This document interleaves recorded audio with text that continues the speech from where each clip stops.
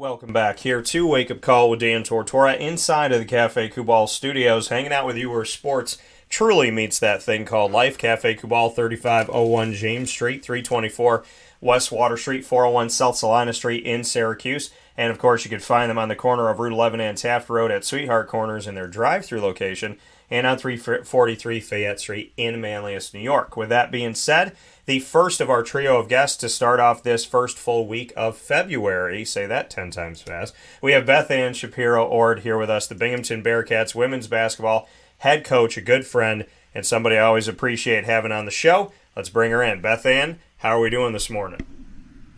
Doing great, Dan. Thanks for having me. Absolutely. So, yeah, I mean, happy to be here with you. We're in February. It's, I think to a basketball coach, obviously, every moment is crunch time, but you get to the nitty gritty here where you really get to understand your team and who they are and what they're about. So at this point in the season, comparative to October, November, what do you know now that maybe you didn't have before? Well, the one thing is, obviously you gotta have continual growth. And October, November, we were still molding. We were still trying to figure out, our way. I don't want to say our way, but just our identity. I knew our team was close. July was awesome, having them in the summer and having those new freshmen, the 4 new freshmen, the 2 transfers, really blend in and have that team chemistry. But it has grown. And our team, it is moving, I tell them all the time, just progress, good progress is progress, and 1% better, 2% better every day. You get better. And I feel like we are. And late at this part in the season, February is huge. February, March is getting you ready for it's tournament. We're figuring out where we're going to be with the conference, and they picked us, I thought, pretty low, but that's okay. I like that. But we have been moving up, and we're still in that middle mix. But we've been really blending together really well, and it's not just one player.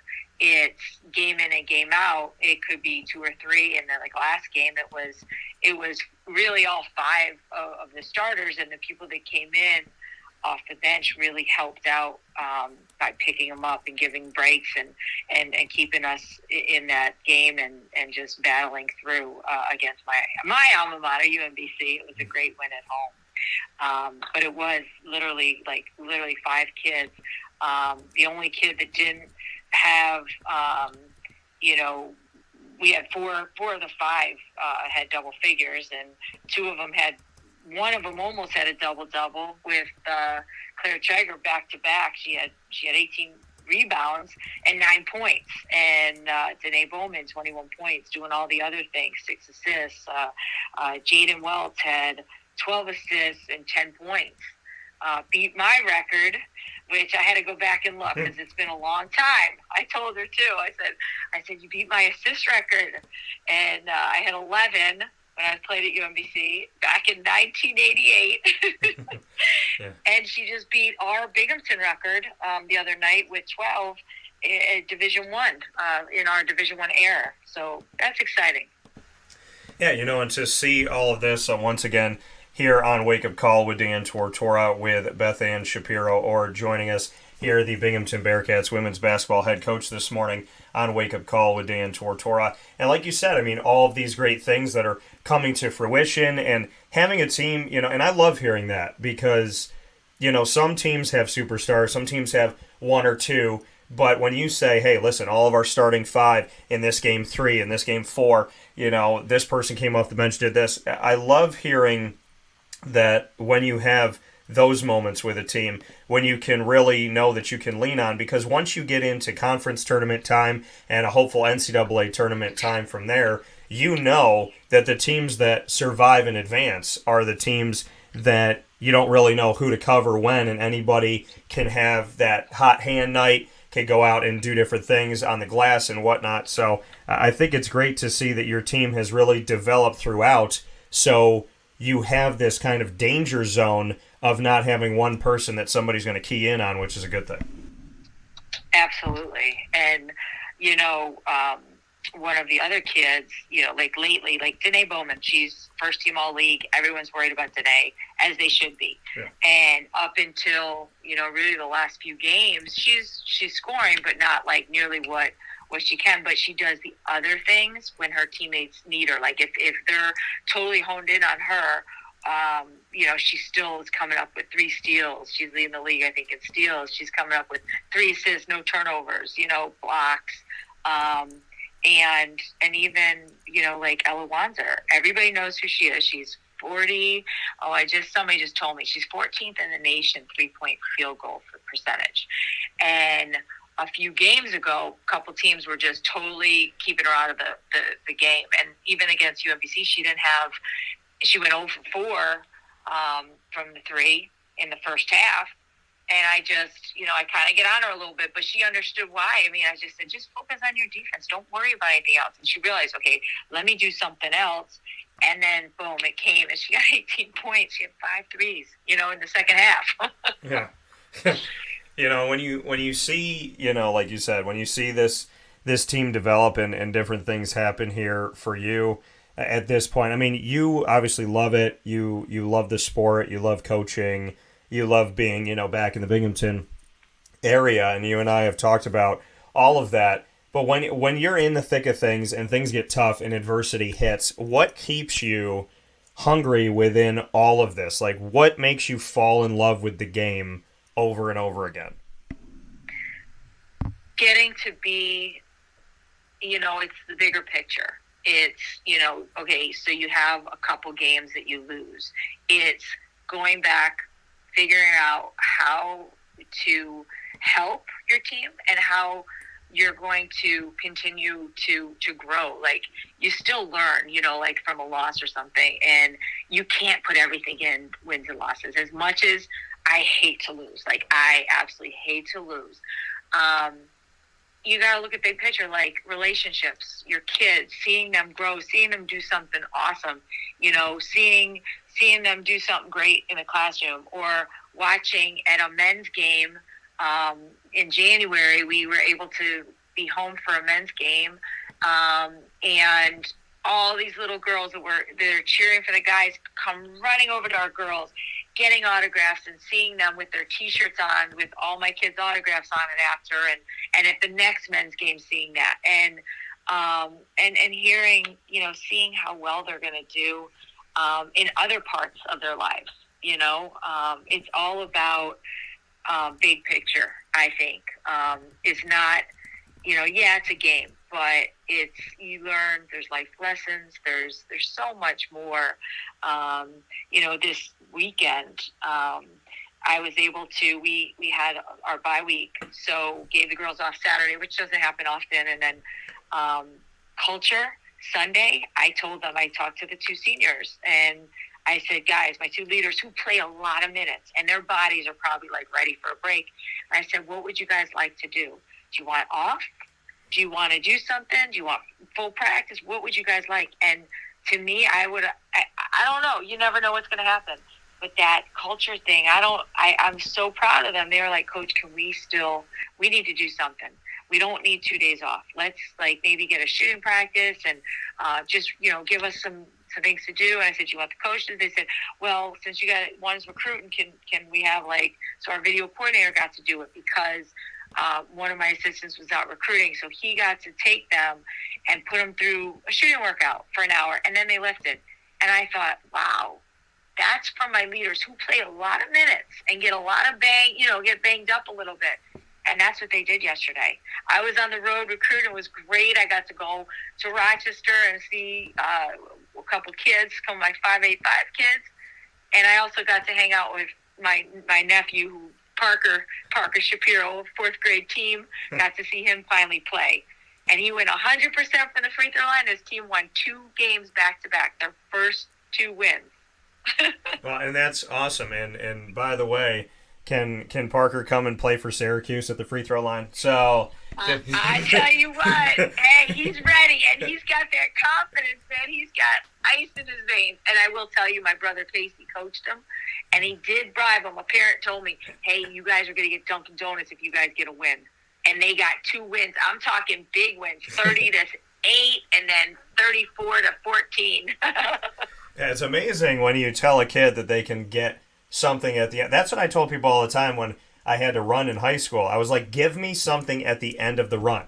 That's how you get me to run. I don't care what you have to do, like a box of sports cards, something that I want, right? You know, something Disney related, maybe something Pluto. Give me a reason to run and I'll do it. But I definitely appreciate that. Shout out to Parker Shapiro for going out there and killing it at the line, and to your team for your back-to-back victories.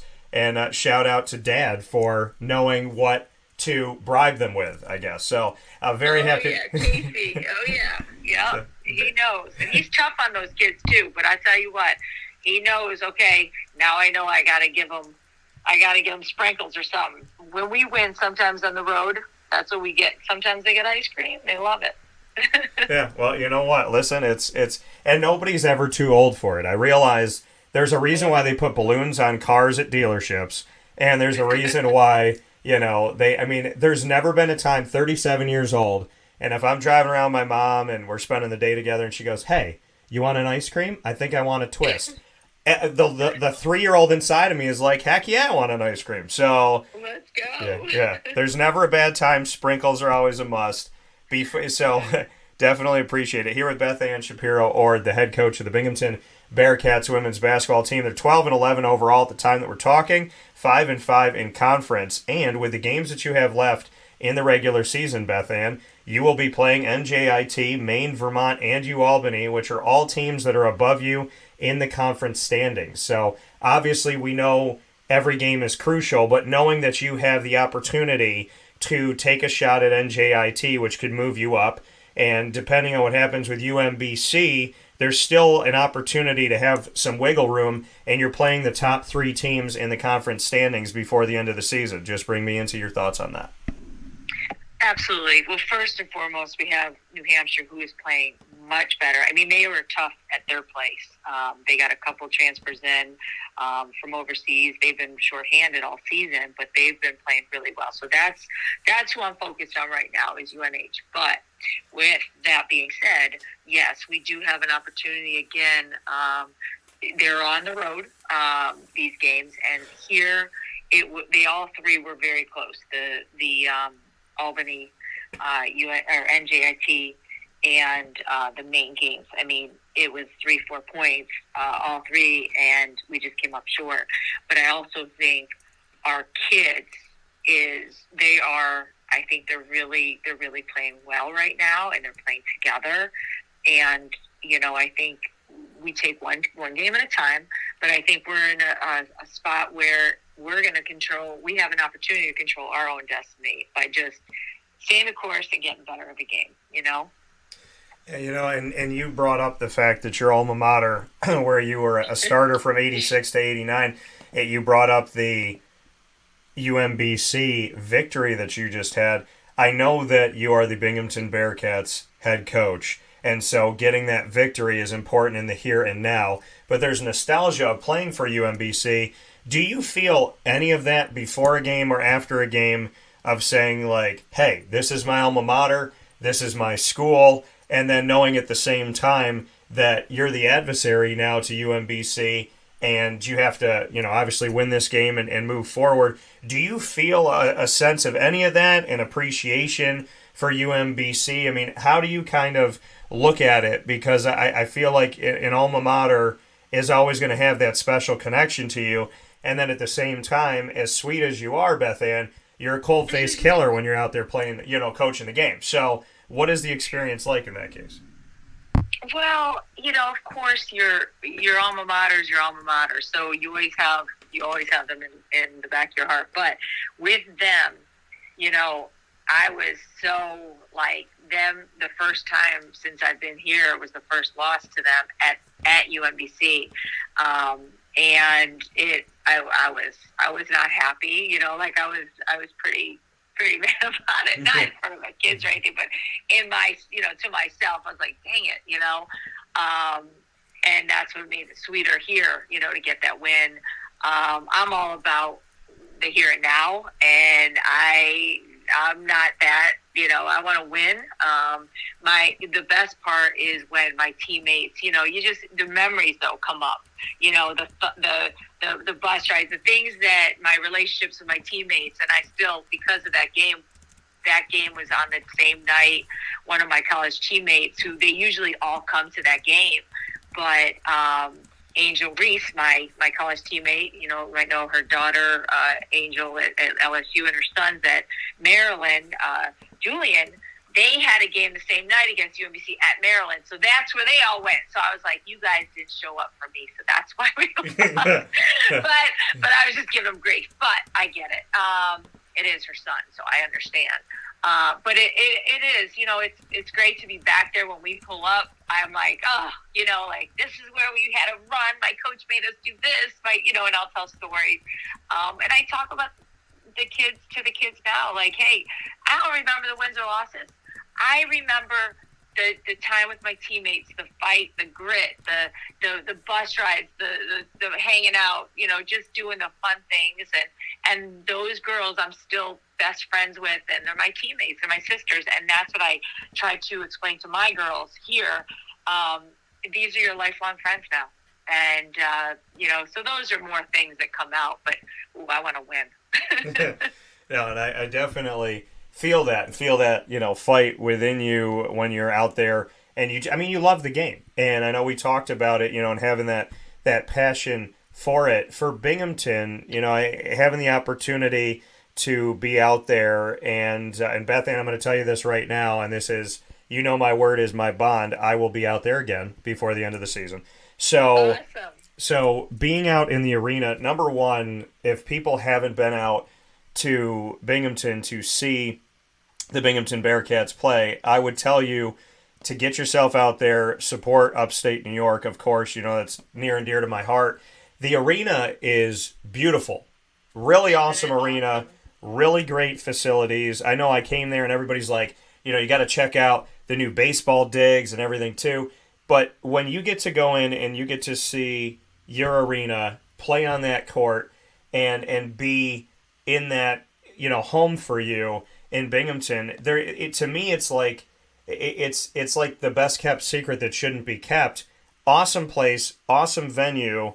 Bring me into what it's like to go to work every morning at Binghamton University, knowing the facilities that you have, the experience that you have, and in my opinion, and I've been all over the country, I really honestly appreciate the work that went forward to have the arena that you have, because I've seen some arenas that have been highly touted and had really big events there, and I'm sitting here looking at Binghamton's arena going, well, if that event could be there, I could see the event here too.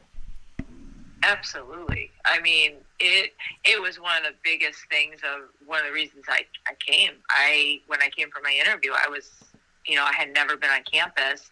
I'd been to Binghamton, but never been on campus. And when I got here, I was shocked. Like, there are things in our arena that are BCS, like top schools have, and we have it. And for our venue, with the fan base here, it's great. It's a thing to do. It's like go to a men's and women's basketball game at Binghamton, and not just the men, it's women too. We're still leading the league in attendance, and there's a reason. But this facility, from the jumbotron to our training room, it's awesome, and the kids love it. And it really is a great place, and we're trying to get there. I think we're going to host either a regional or a state tournament. I'm hoping, but we've put in for it, and I think it would be a great place for the New York State tournament, just because of the location and how nice the facilities are. But it really is a great place. Yeah, an awesome venue. People should go out and see the Binghamton Bearcats men's and women's basketball teams facing off against their opponents they have, with many games to come up here. And you got a bunch of home games. You got one coming up this Wednesday that you mentioned, University of New Hampshire on February 8th.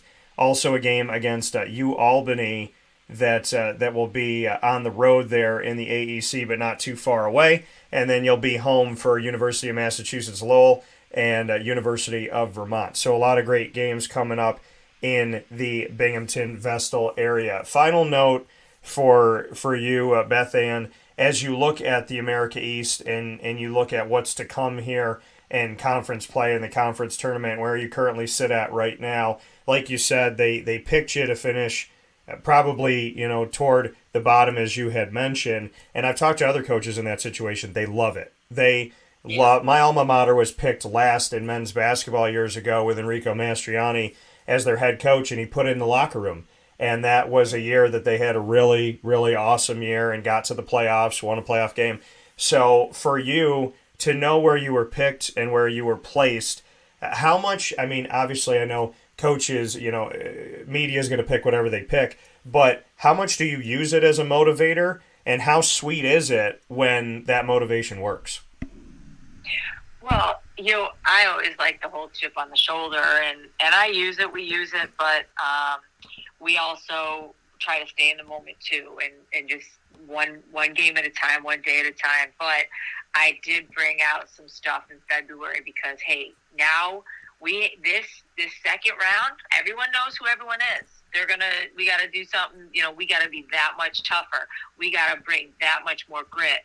We have to, take it to another level, and not just one player. It's got to be all of us and in practice and everything. So we try to just keep talking about the moment and what we're about to, entail, day in and day out. And it starts like today in practice, we're going to go hard, and practice has been very competitive, and that's what you want as a head coach. That's what you got to have.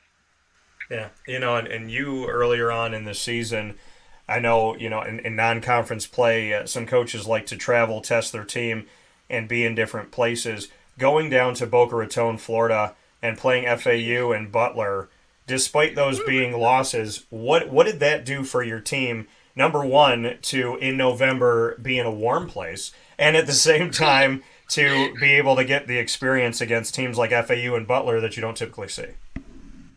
Well, it was great, yes, and I think you need a little vitamin D in your life, so we got some vitamin D, which was huge. It was a quick trip, but we did get a little vitamin D.